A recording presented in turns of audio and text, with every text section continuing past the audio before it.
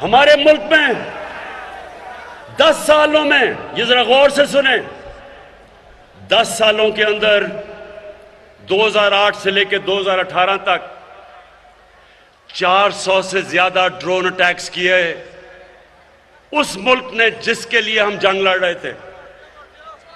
हमारे दो सरबराह आसिफ जरदारी और नवाज शरीफ, एक दफा इन्होंने उसकी मजम्मत नहीं की।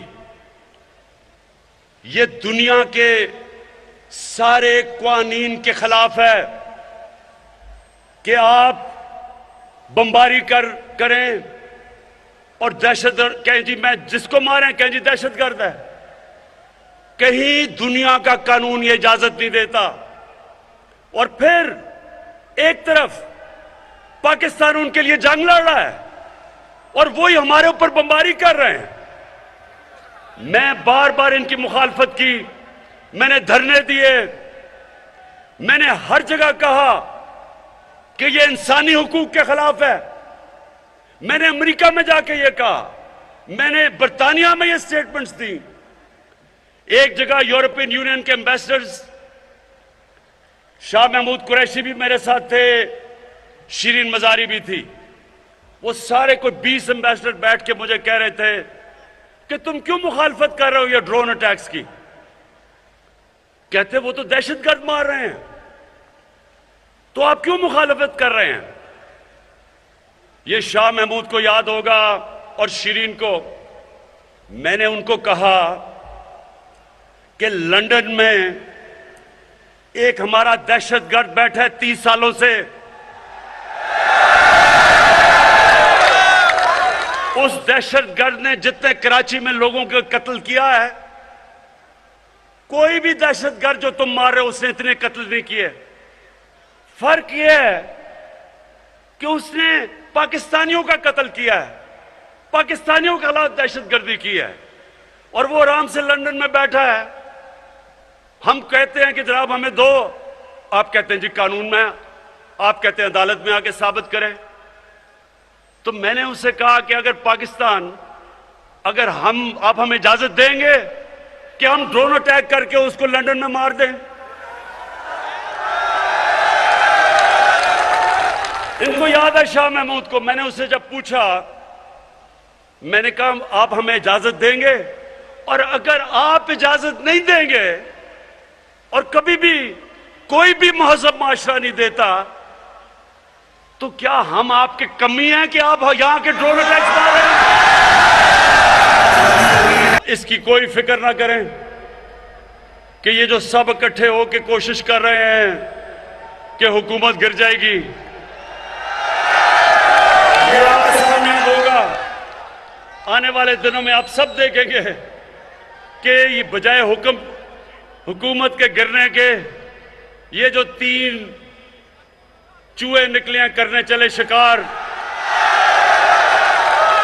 इन तीनों का इंशाल्लाह आप शिकार होते देखेंगे कि मुल्क के नामवर करप्ट लोग, मुजरिम, अदालतों में जिनके केस, वो जब सब खड़े होके एक तरफ कोशिश करते हैं कि मुल्क की रियासत को गिराने के लिए, पैसा चलाने के लिए, लोगों को खरीदने के लिए, चोरी के पैसे से लोगों के जमीर खरीदने के लिए, तो रियासत की जिम्मेदारी होती है इसके खिलाफ आवाज बुलंद करना, अवाम की जिम्मेदारी होती है, अदलिया की जिम्मेदारी होती है, इलेक्शन की जिम्मेदारी होती है।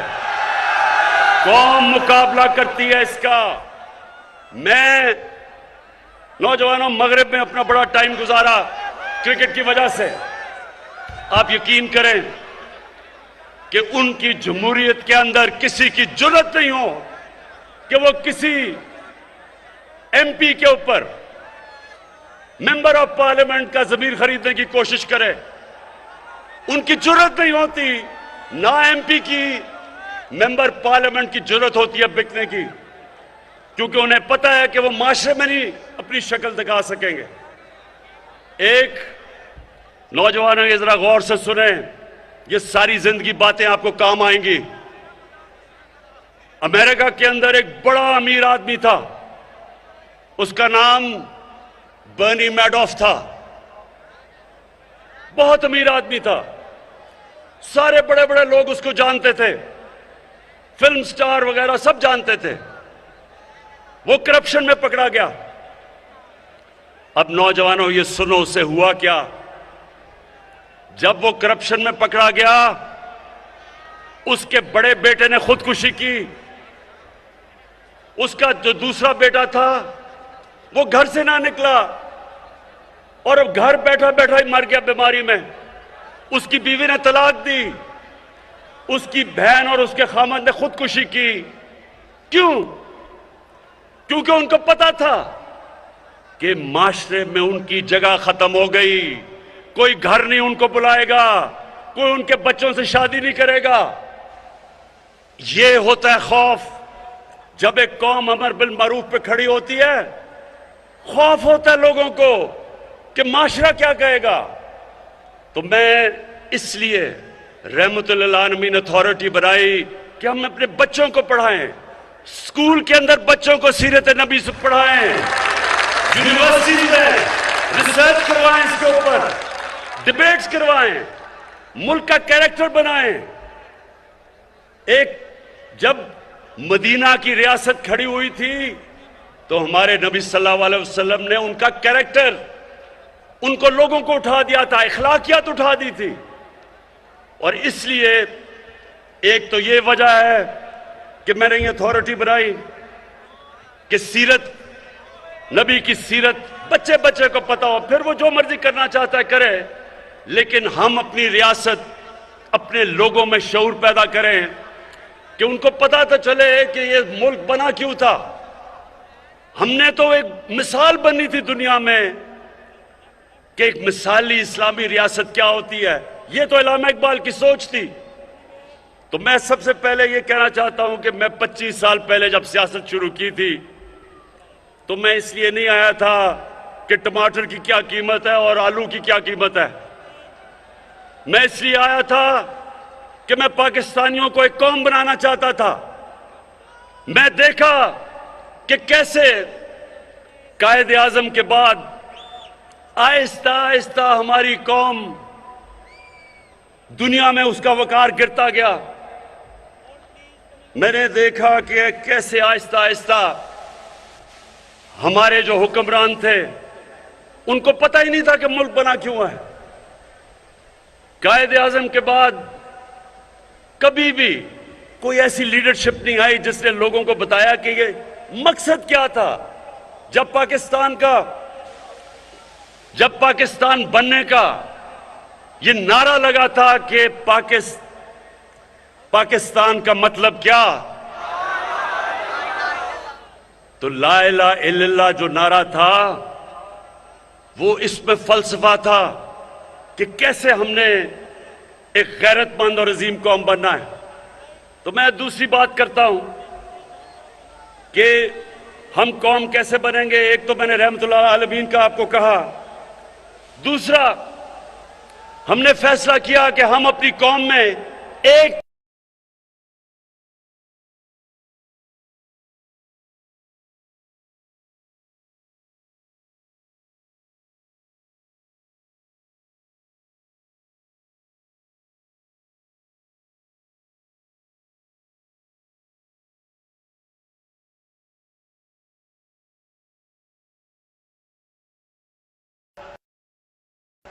तो मैं दूसरी बात करता हूं कि हम कौम कैसे बनेंगे। एक तो मैंने रहमतुल्लाह आलमीन का आपको कहा, दूसरा हमने फैसला किया कि हम अपनी कौम में एक तालीमी निसाब लेके आएंगे। अभी तक अंग्रेज तालीम का निसाब हम लेके आए हैं पहली दफा। और मैं इस तरह शफकत महमूद आपको और आपकी टीम को खराज तहसीन पेश करता हूं कि हमने फैसला किया कि कौम बनाने के लिए आपको एक निसाब चाहिए। सबको अंग्रेजी पढ़ाएं, लेकिन अंग्रेजी एक इंसानों के अंदर फर्क करने के लिए तो ना हो कि जो पढ़ा लिखा है वो पहले अंग्रेजी बोले बताने के लिए कि मैं पढ़ा लिखा हूं। यह इसलिए हुआ है कि हमने कभी अपने निसाब को ठीक नहीं किया। तो इंशाल्लाह ये जो हमने किया है, ये अभी शुरू किया 5 क्लासेस तक, सबको अंग्रेजी पढ़ाएंगे, लेकिन सबको एक निसाब पढ़ाएंगे। हमने अपने दीनी मदरसों को भी, उनको भी हम बीच में लेके आ रहे हैं कि उनको भी और सब्जेक्ट पढ़ाए जाएं, ताकि हमारे दीनी मदरसे के बच्चे भी ऊपर आ सके, वो भी जनरल बन सके, जजेस बन सके, डॉक्टर बन सके। तो सारी कौम को उठाने के लिए सबसे पहले तो तालीम के ऊपर हमने काम किया, फिर 26 लाख स्कॉलरशिप्स, ये सुने जरा गौर से, 26 लाख स्कॉलरशिप्स हमने रखी अपने अवाम के लिए, नौजवानों के लिए। और ये सारों को मॉनिटर कौन कर रहा है? मेरा प्राइम मिनिस्टर ऑफिस से हम 26 लाख स्कॉलरशिप्स को देख रहे हैं कि वो मेरिट पे जा रही हैं, कहीं कोई तालिब इल्मों को कोई मसले नहीं आ रहे। और अगर ऐसे हमारे बच्चे जो बड़े ज़हीन हैं उनको स्कॉलरशिप्स मिले मेरिट के ऊपर, तो एक तो स्कॉलरशिप्स हमने शुरू की हैं। फिर एक और काम किया है टेक्नोलॉजी के लिए। ये पहली दफा पाकिस्तान में मैं 2 यूनिवर्सिटीज बना रहा हूं जिसमें सारी लेटेस्ट टेक्नोलॉजीज हैं। डॉक्टर अतार रहमान और हमारे बड़े जबरदस्त इस वक्त एयरफोर्स के चीफ जो हैं, इनके साथ मिलकर हम एरोस्पेस की लेटेस्ट टेक्नोलॉजी की यूनिवर्सिटी बना रहे हैं, ताकि पाकिस्तान भी अपनी जहाज बना सके। 100 साल से किसी ने नहीं सोचा कि हम बाहर से चीजें लेते हैं। हमारे पास अक्ल भी है, हमारे पास ज़हीन लोग हैं, हर किस्म का प्रोफेशनल है, क्यों नहीं हम अपने जहाज बनाते? तो ये जो हमने इसलिए अपनी बनाते कि हमारे पास कोई यूनिवर्सिटी नहीं है। और एरोस्पेस की टेक्नोलॉजी की तो 2 यूनिवर्सिटीज शुरू कर दी हैं बनानी, और इंशाअल्लाह इन यूनिवर्सिटी से आप देखेंगे कि मुल्क अपने पैर पर खड़ा होगा। हम लोगों से ये चीजें नहीं मंगवाएंगे। अच्छा, उसके बाद मेरे नौजवानों, अब मैं आपको जो सबसे जरूरी बात बताना चाहता हूं। हमारे नबी सल्लल्लाहु अलैहि वसल्लम जब मदीना की रियासत में उनके पास थोड़े से भी मुसलमान हुए थे, 5000 या 6000 मुसलमान थे। ये जरा गौर से सुने, तारीख का हिस्सा है। 628 और 629 उन्होंने 2 खत लिखे। अब सोचे कि मुसलमान थोड़े से चंद हजार थे, और खत लिखा उन्होंने एक सुपर पावर को। दुनिया बटी हुई थी 2 सुपर पावर्स के बीच में। एक था पर्शियन एम्पायर, एक सुपर पावर एक तरफ मशरिक में, और मगरिब में थी रोम बैजेंटाइन एम्पायर। उन्होंने दोनों सरबराह को एक खत लिखा, दोनों को एक पैगाम दिया कि मैं अल्लाह का पैगाम लेके आया हूं, अगर तुम इस पैगाम पे चलोगे तो तुम्हारी बेहतरी है। अब सोचें कि एक लीडर, दुनिया के तारीख का सबसे अजीम लीडर, उसकी शान देखें कि जब उनकी फौजें लाख लाख से ज्यादा बड़ी फौजें और जदीद हथियार थे, ये कुछ भी नहीं थे, थोड़े से हजार मुसलमान थे। लेकिन दुनिया के लीडर को जरा देखें कि उसने उनको ये नहीं कहा कि मैं इमदाद चाहता हूं, उन्हें ये नहीं कहा कि मैं तुम्हारे से कर्जे चाहता हूं, उन्होंने कहा मैं सच का पैगाम लेके आया हूं। और दुनिया की तारीख शाहिद है कि 10 साल के अंदर अंदर उन 2 खत के बाद दोनों सुपर पावर्स घुटने टेक गई मुसलमानों के सामने। तो हाफिजाबाद के लोगों सुनो, लीडर कभी किसी के सामने झुकता नहीं है। हमारे नबी सल्लल्लाहु अलैहि वसल्लम ने, उनकी सुन्नत यह है कि ला इलाहा इल्लल्लाह इंसान को गैरत देता है। जब वो एक इंसान ला इलाहा इल्लल्लाह पढ़ लेता है, वो किसी झूठे खुदा के सामने नहीं झुकता। और हमारी बदकिस्मती कि हमारे जनाब यहां का प्राइम मिनिस्टर अमेरिकी सदर के सामने बैठता है, कांपे टांग रही होती हैं उसकी, हाथ में पर्ची पकड़ी हुई होती है कि कहीं मेरे मुंह से कोई गलत चीज ऐसी ना हो जाए कि अमेरिका का सदर नाराज ना हो जाए। जब एक मुल्क का लीडर इस तरह किसी के सामने टांगे कंपाता है तो उसके बाद वो कौम को गिरा देता है, कौम गिर जाती है। कौम को तो लीडर उठाता है। हमारा जो लीडर, सबसे अजीम लीडर कायदे आजम मोहम्मद अली जिन्ना, एक गुलाम हिंदुस्तान में आजाद लीडर था, एक आजाद इंसान था। उसको देख के मुसलमानों को फख्र होता था, कभी किसी के सामने नहीं झुकता था। और हमारी अभी क्या हुआ जरा ये सुने। यूरोपियन यूनियन के एम्बेसडर्स ने मिलके खत लिखा कि इमरान खान को और हमारी हुकूमत को रूस के खिलाफ बयान देना चाहिए। अब ये सारे प्रोटोकॉल के खिलाफ है, ये सारे डिप्लोमेटिक प्रोटोकॉल्स के खिलाफ है कि एम्बेसडर्स ओपन लेटर लिख दें। और मैंने उनकी सही तनकीद की। मैंने उनको यह कहा कि तुमने हिंदुस्तान से इस तरह जुर्रत है खत लिखने की, और किसी मुल्क को लिखोगे ऐसा खत? और मैंने ये पूछा कि हम एक आजाद मुल्क हैं, हम किसी के गुलाम नहीं हैं।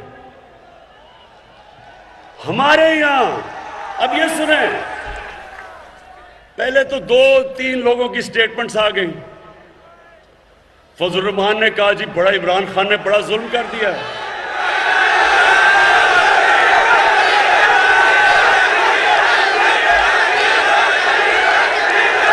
मैंने कुछ कह रहा। उसके बाद शहबाज शरीफ, अब जरा शहबाज शरीफ को देखें, वो जब भी जरा सुने मजे जब भी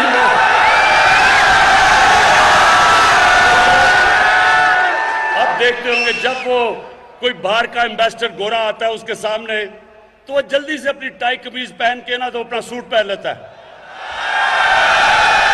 कि सर मैं भी आप ही की तरह हूं। और फिर वो कहता है कि जी ओहो इमरान खान ने बड़ा जुल्म कर दिया कि यूरोपियन अंग्रेजों की उन्होंने तनकीद कर दी। उसके बाद कांपे टांग रही। बिलावल कहता है कोहो इमरान खान ने पाकिस्तान पे जुल्म कर दिया। मेरे पाकिस्तानियों जरा गौर से सुने, मैं इन सबसे बेहतर मगरब को जानता हूं। मेरी जिंदगी के कितने साल गुजरे, क्रिकेट खेलता था सारी दुनिया में। मैं मगरबी ज़हनियत को अंदर से जानता हूं। जो लोग उनके जूते पॉलिश करते हैं वो उनको हकारत से देखते हैं। जो लोग अपनी कौम के मफादात के लिए खड़े होते हैं वो उनकी इज्जत करते हैं।